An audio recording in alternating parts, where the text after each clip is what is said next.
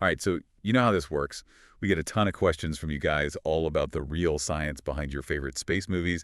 And today we're diving into one that really kicked up some cosmic dust gravity. Yeah, Gravity, visually it's a stunner, right?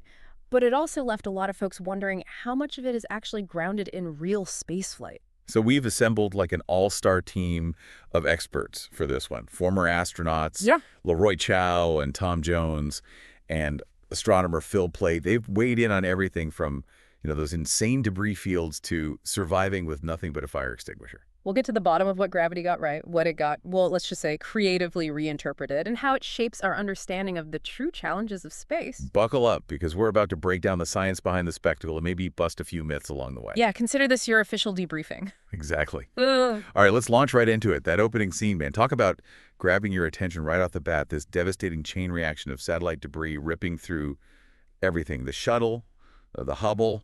I mean, wow. Yeah, talk about a high-stakes intro, right? And it definitely raises the question, just how realistic is that kind of scenario? So what did our experts have to say about that chaotic opening sequence?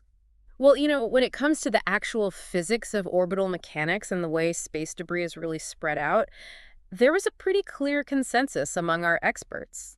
Chiao Jones Plate, they all agreed that that kind of instant cascading destruction isn't really how it would play out. I see. So while the threat of space debris is absolutely real, Yeah. it's not necessarily going to trigger this instant domino effect that wipes out everything in orbit. Right, it's not this sudden wave of destruction. It's a much more, well, it's a long-term risk, and it's more nuanced than the movie portrays. And you wouldn't see it coming either, would you? I mean, these things are zipping around at crazy speed. Exactly. Tom Jones brought up that these fragments travel at like rifle bullet speed, no time to react. Makes you think about all those little pieces of junk just whizzing around up there. And another thing the movie kind of plays with is the whole proximity of the Hubble, the ISS, and that Chinese space station. They make it seem like a quick hop between them. Right, like you can just kind of point your ship and boost over for a visit. That's definitely Hollywood taking some liberties there. Phil Plait gave a great analogy. He said, think of hula hoops, right? Tilted at all different angles and heights.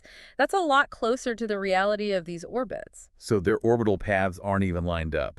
It would take a ton of fuel and precise timing to jump between those different orbits. Exactly. Chow and Jones were very clear about that. It's not as simple as the movie makes it seem. And, Faye Flam from KSJ at MIT, she called it a gaping orbital impossibility. Yeah, I can see that. So we're talking major dramatic license to keep the story moving.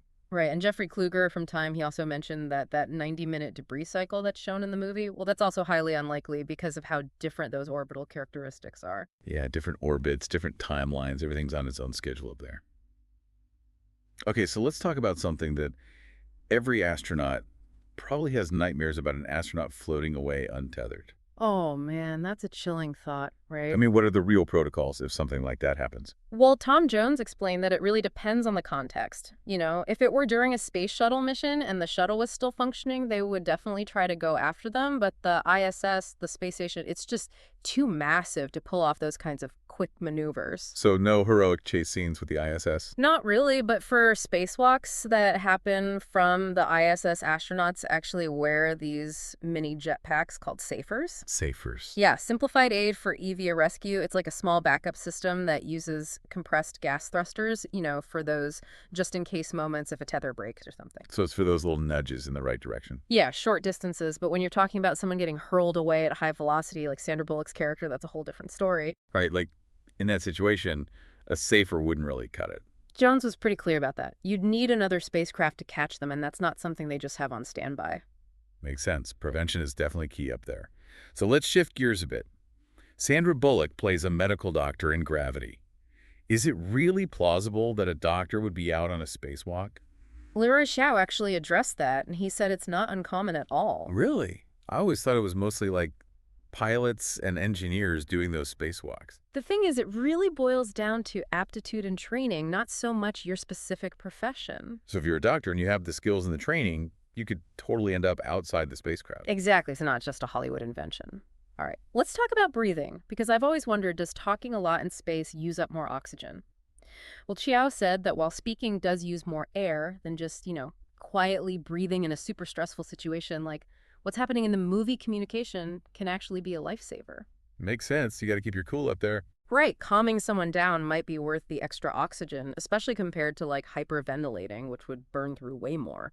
So those tense conversations actually might be helping them conserve oxygen? It's a trade-off for sure. Okay, so another thing that caught my eye was George Clooney's jetpack. I Mm. mean, the thing was super powerful and agile. What's the reality check on astronaut jetpacks? The real deal, MMUs, those manned maneuvering units, were a lot different from what we see in the movie. Less zipping around, more like carefully calculated movements. Right, they had a lot less fuel, and the fuel they did have wasn't very efficient. It was compressed nitrogen, so Huh. every maneuver had to be slow, deliberate, planned out. Not the casual joyriding we see in the movie. No, not at all. And Tom Jones pointed out that those MMUs, they were mostly used back in the 80s, and they've been retired since then, because of the limited range and fuel. So that whole chasing someone down, Yeah. rescuing them, reaching another station, that was pure movie magic.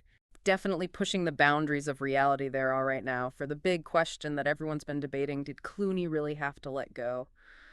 Oh man, that scene, right? Well, according to both Phil Plait and Leroy Chow, once they stopped, there was no force actually pulling him away. So no mysterious space current dragging him into the abyss. Nope. A simple tug on that tether would brought him right back in. Faye Flam actually pointed out that the physics of that moment were just totally off. Talk about a heart-wrenching moment that was actually avoidable. Yeah, a bit of dramatic license for sure.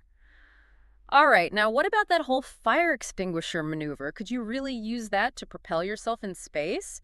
Phil Plait said that in theory, yes, the gas from a fire extinguisher could give you a little push, but in reality, it would be super tricky to control. You'd be facing backward and you could easily start spinning out of control. Yeah, Chow compared it to jumping off an airplane to catch another airplane.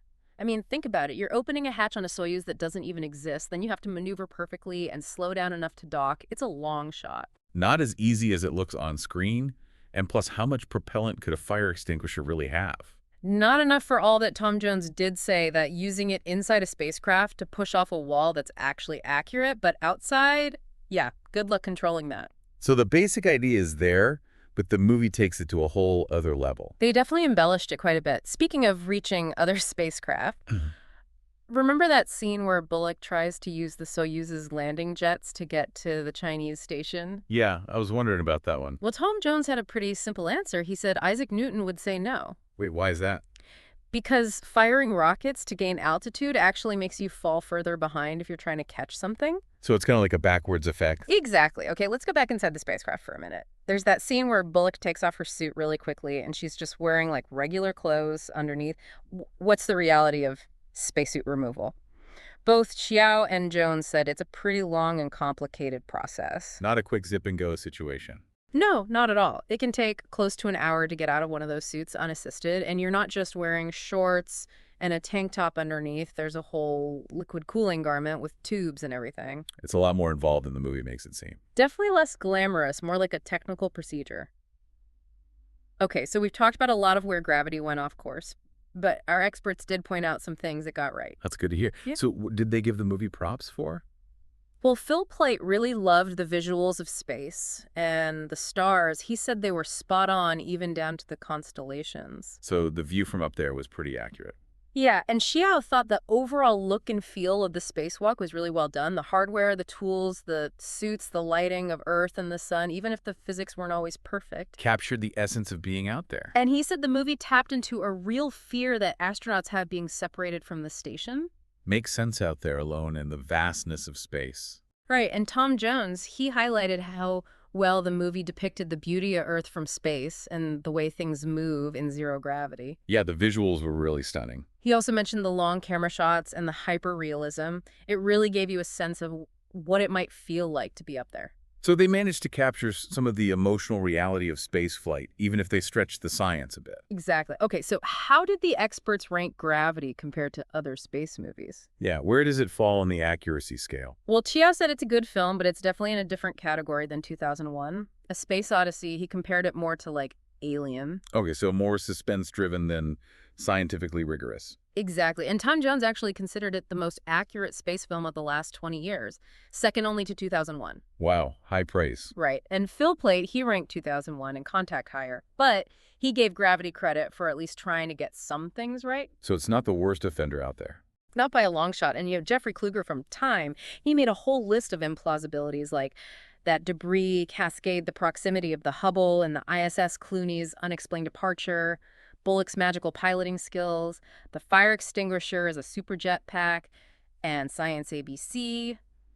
They also pointed out some issues like the casual spacewalk conversation, the impossible orbital mechanics, the weird tears in zero gravity, and that quick spacesuit change. So it sounds like there's a lot to unpack when it comes to the science of gravity. Yeah, it definitely took some creative liberties for sure. But it also managed to capture the awe and the danger of space, and even some of the genuine fears that astronauts face. Exactly. So what does this all mean for you, the listener? Well, you've got a much clearer picture now of the real-world challenges of spaceflight and the ways in which gravity played fast and loose with the science. You've got the inside scoop. And hopefully you've had a few aha moments along the way as we've broken down the science behind the spectacle. So now we want to hear from you. What other movie science do you want us to investigate? What space mysteries are still bugging you? Send us those questions. We're always ready for another deep dive into the truth behind the fiction. And who knows, maybe your curiosity will be our next mission. Until then, keep looking up. And stay curious.